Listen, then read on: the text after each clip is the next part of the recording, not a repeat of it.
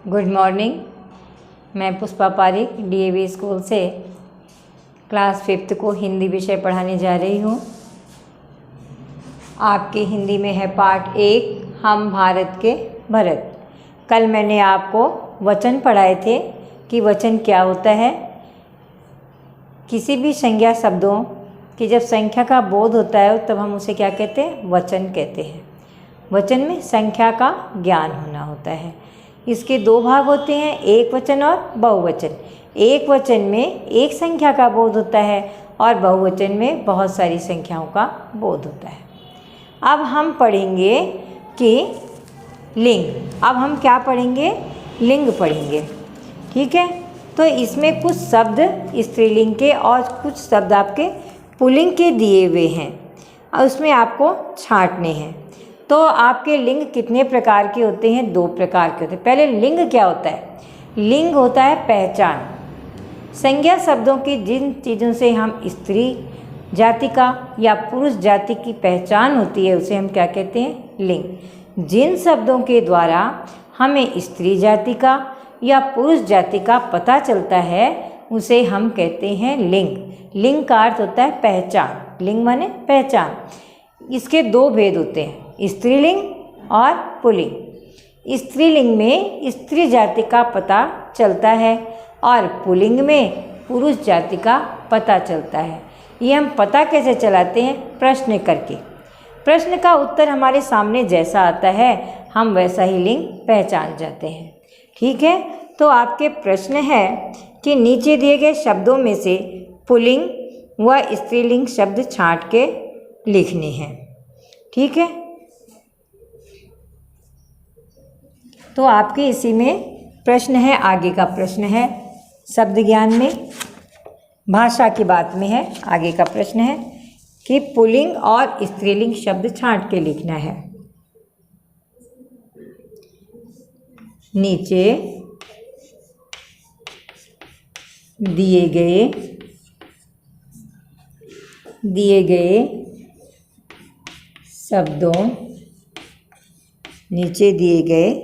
शब्दों में से क्या करना है आपको?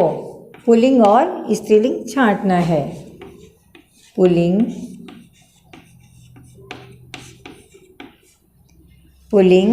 व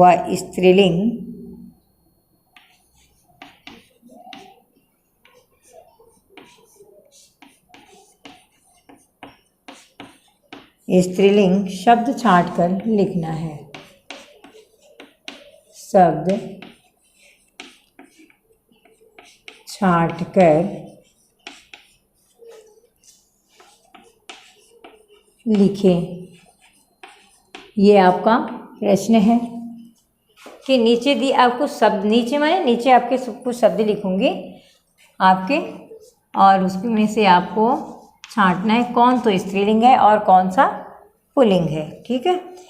तो देखो, पहला जो शब्द है आपके मिट्टी। पहला शब्द है मिट्टी। अब आप प्रश्न, मिट्टी में क्या उगता है? मिट्टी में फल उगते हैं। मिट्टी, टी आया है आपके, ई की मात्रा है, इकारांत है अर्थात स्त्रीलिंग।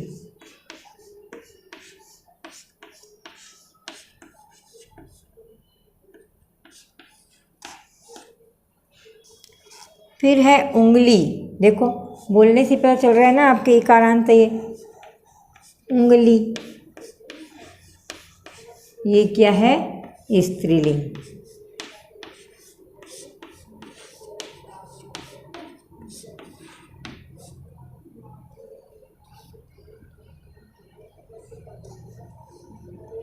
हीरा, हीरा क्या है आपके? पुल्लिंग। हीरा क्या है? पुल्लिंग।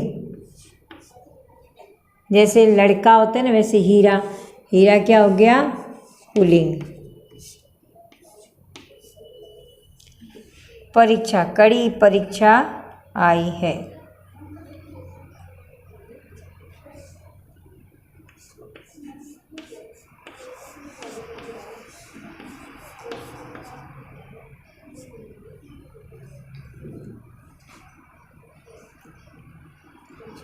पहले देखो बालक शब्द है, बालक। बालक क्या है? पुल्लिंग।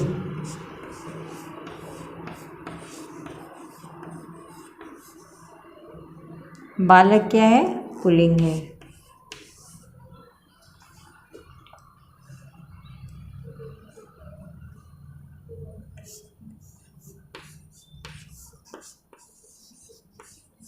परीक्षा और दूध।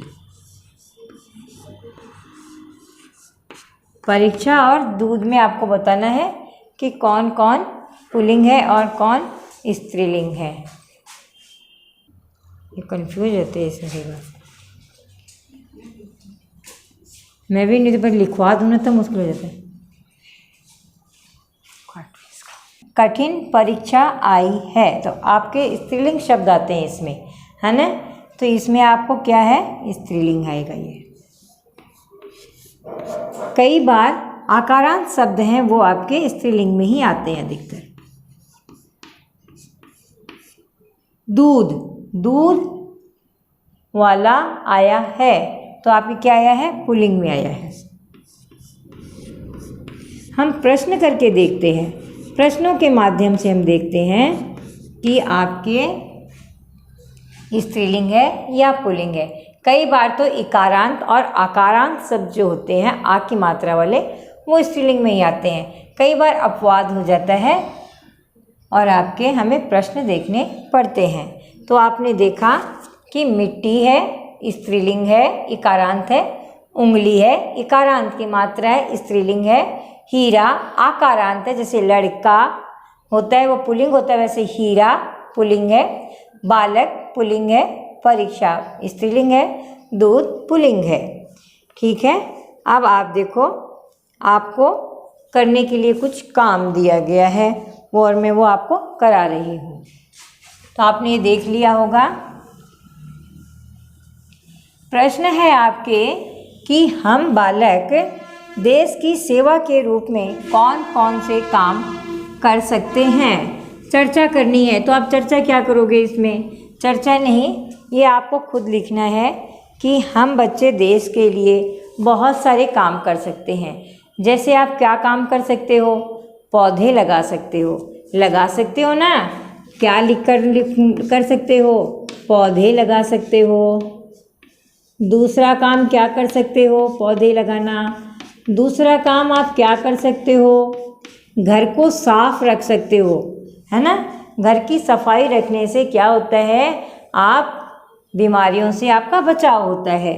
तो आप घर को साफ रख सकते हो।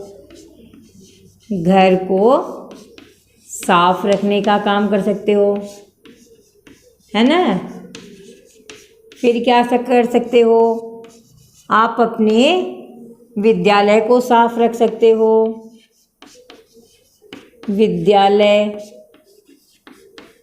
विद्यालय को साफ रख सकते हो।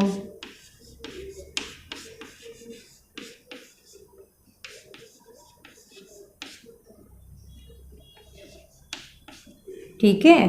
अब चौथा काम आप क्या कर सकते हो? आप अपने से कम आयु के बच्चों को पढ़ा सकते हो, है ना। विद्या दान दे सकते हो। विद्या दान दे सकते हो। आप छोटे छोटे बच्चे हो ना, आप ये छोटे छोटे काम कर सकते हो, किंतु ये देश के लिए महत्वपूर्ण काम है। चौथा क्या कर सकते हो? आप अपने से गरीब बच्चों की सहायता कर सकते हो ना सहायता। अपने पेन पेंसिल नोटबुक देकर, पढ़ाकर आप उनकी सहायता कर सकते हो ना। और क्या कर सकते हो? मास्क लगाना ज़रूरी है, ये सबको बता सकते हो, और कोरोना जैसी बीमारी को दूर भगा सकते हो। मास्क लगाना, ठीक है। और बार बार अपनी सफाई करना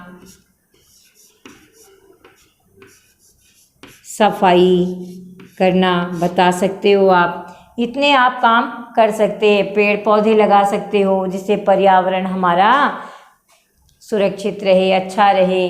घर को साफ रख सकते हैं जिससे हमारी बीमारियां दूर रहे। विद्यालय को साफ रख सकते हैं जिससे हमारे दोस्त बीमारियों से बचें। विद्या दान कर सकते हो, अपने से छोटे लोगों को पढ़ा सकते हो ना, तो आपका भी ज्ञान बढ़ेगा और बच्चों का भी ज्ञान बढ़ेगा, उनके ट्यूशन के पैसे भी नहीं लगेंगे। फिर है मास्क लगाना। आजकल बीमारियां किससे दूर होंगी? मास्क से दूर होंगी। इससे कोरोना बीमारी दूर होती है। तो आप सबको बता सकते हो कि मास्क लगाना हमारे लिए बहुत ज़रूरी है। फिर सफाई बता सकते हो कि हम बार बार यदि हाथ धोएं, है ना, तो वो हमारे लिए कितना अच्छा रहेगा। इनकी जानकारी दे सकते हो और देश को बचा सकते हो। उसके बाद में हम क्या कर सकते हैं कि हमारे आसपास में क्या है, देश सेवा करने वाले देशभक्तों के बारे में हम बता सकते हैं। तो बच्चों, आपको आज मैंने बताया कि आप देश के लिए क्या क्या काम कर सकते हो। अब आपको देखना है कि देशभक्त हमारे कौन कौन से हैं। महात्मा गांधी हैं, आपके सुभाष चंद्र बोस हैं, मौलाना आज़ाद हैं, नेहरू जी हैं, आपके ये देशभक्त हैं। तो देशभक्तों के बारे में आप जानकारी भी प्राप्त कर सकते हो कि महात्मा गांधी ने कैसे अपने देश को आज़ाद किया, अहिंसा का पाठ पढ़ाया। तो इसके बारे में मैं कल आपको विस्तार से बताऊंगी। और जो भी आज मैंने आपको बताया उसको ध्यान देकर पढ़ना, समझना, क्योंकि व्याकरण बिना समझे समझ में नहीं आती है। अगर कुछ समझ में नहीं आता है तो DAV स्कूल के व्हाट्सएप नंबर पर मैसेज करना। धन्यवाद।